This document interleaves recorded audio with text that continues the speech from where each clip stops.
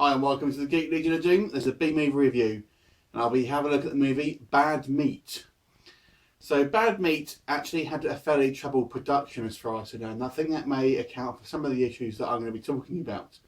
That being said, the basic plot of this film is a kind of camp for troubled teens. Like it's almost like a military style but privately run camp, where sort of parents send their kind of like destructive or overly violent teens or what have you to try and get straightened out by a kind of a staff of hard asses basically.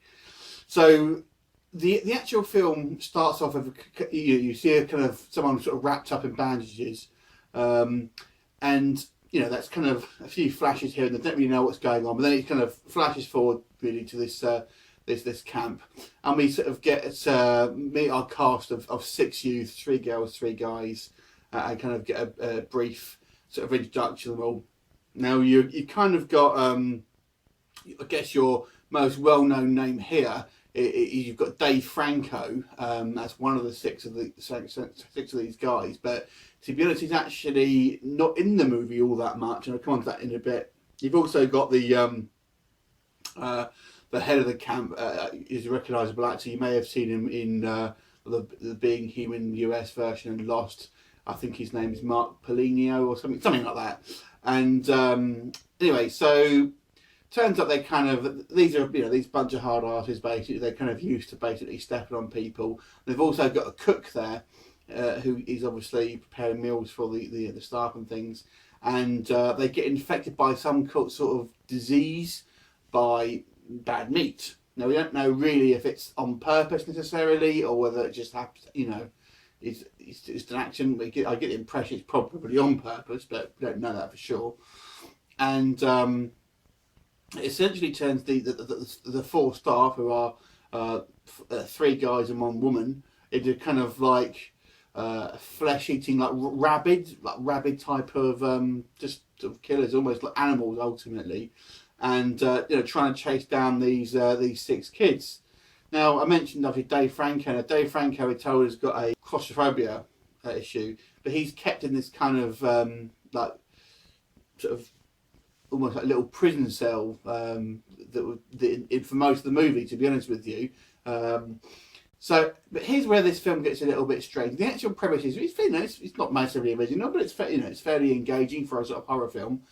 But 2 real issues with this. They're on a technical level, and I've got an impression this is possible, at least partly because of production issues. But the editing is very, very bad. It seems to cut scenes where you're supposed to be seeing stuff, but the worst thing is the film kind of just ends almost like halfway through what's happening.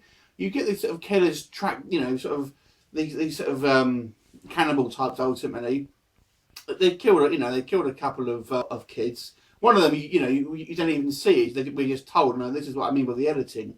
And but then it just kind of stops. We don't actually know what happens. Throughout the film, we keep seeing this sort of figure in these bandages, and we're assuming that it's one of these kids, and it probably is. And I'm going to spoil the end here for you because it kind of needs to be spoken about.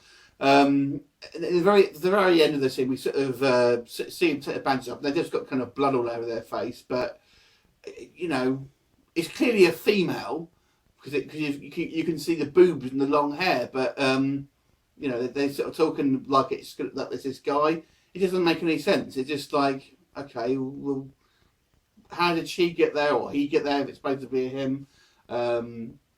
Who is it? I'm guessing it's the Latino girl by the looks of the hair colour, but there's it's ridiculous. It's just like, it looks to me like they were filming in sort of chronological order of this film, and then production just stopped on it, and they just stopped filming it, and then they made these little, after the fact, they made these kind of like additional scenes in this very unconvincing looking hospital with this kind of person all bandaged up, just to try and make it seem like a coherent story, but it doesn't. So it looks like the actual story part of it is maybe told 3/4 of the way through it, and then it just stops. We see one of the kids get killed, but there's still 3 left. but we don't see what happens to them. We don't see how they escape. If this person in the bandages is one of these kids, how do they get there? Why are they so bloody? We don't know. We simply don't know. So really, this is an incomplete movie. If it for the way it was going, I actually think it would have been a relatively enjoyable horror film. Not particularly original one, maybe, but fairly interesting, fairly well acted. It's kind of fun, sort of lots of gooey effects and sort of like bile and snot hanging off these these staff and things like that. But like I said, the way it is at the moment, I can't give it a particularly good mark because it's just not a satisfying film for someone to watch. So I do pre-warn you if you're going to buy or rent this film or whatever this is just an issue with it. So there you go. So because of that, I want to give this film a 3 out of 10. Have you seen it? Let me know what you think. If we comment, I look forward to seeing you next time. Bye for now.